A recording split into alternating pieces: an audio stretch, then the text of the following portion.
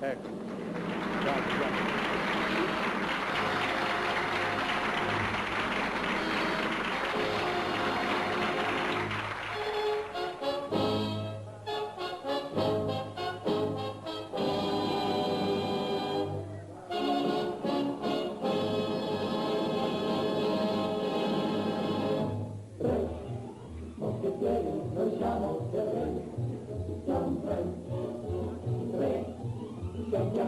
Ma guardo ce n'è, perché c'è con gli altri tre un che fa da sé, e chi fa da sé, come il proverbio dice, fa per tre, siamo tre.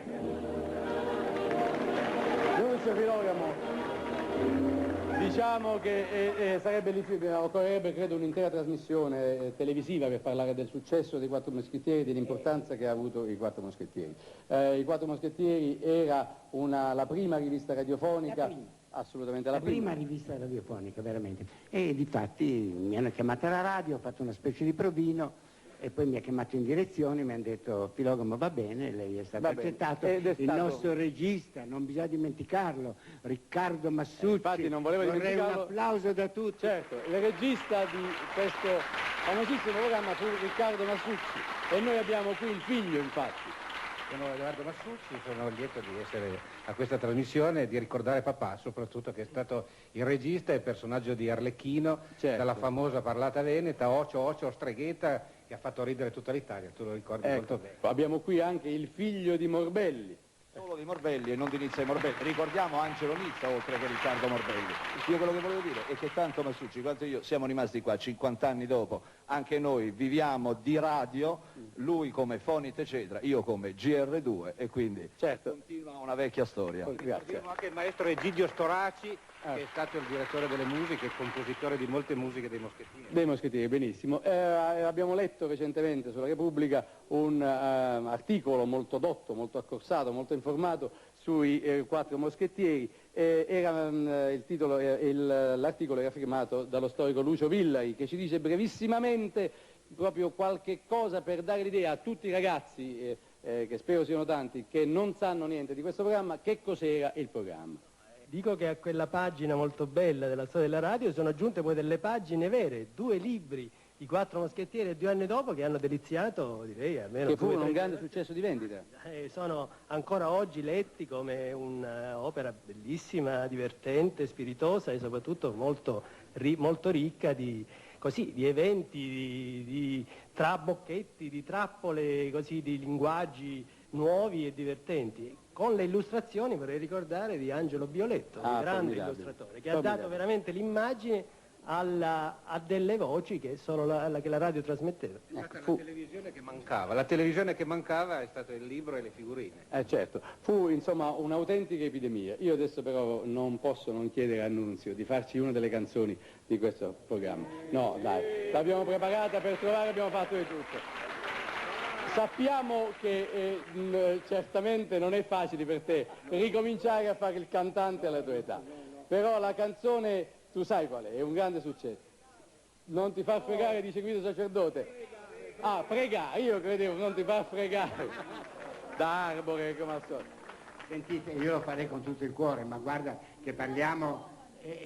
No, ma è antidiluviano, io sono antidiluviano oramai. Guarda, noi abbiamo un'orchestra pronta a tutti gli usi, si chiama Orchestra Senza Vergogna, proprio perché senza vergogna si devono esibire anche i grandi artisti che stanno con noi. Miei cari amici vicini e lontani, peggio per voi. Allora, io direi che se l'orchestra può, il cagnolino pechinese dai Quattro Moschettieri canta al microfono numero 24, Nunzio Filogamo. Canta per modo di Dio. No, dai. Cagnolino pechinese. Avevo un cagnolino pechinese che una francese mi aveva donato. Era un amor di cucciolo, un tesoro, un cane d'oro, ma assai viziato. L'aveste visto piccolo cagnino prendere, sgranocchiar lo zuccherino, ma Pucci un triste giorno si ammalò, come nell'altra strofa vi dirò. piccolo cagnolino pechinese,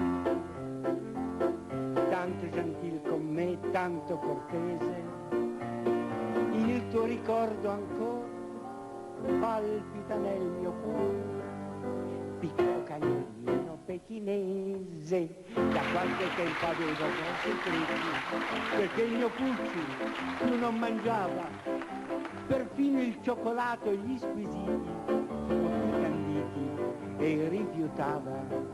Al film vidi che lo sventurato di una cagnetta si era innamorato, tanto poté l'amor che l'ammazzò e il suo padrone in lacrime lasciò.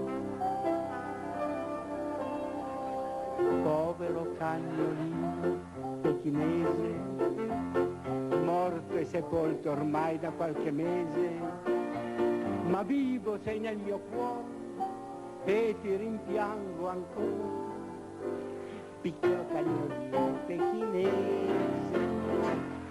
Bravo! Grazie.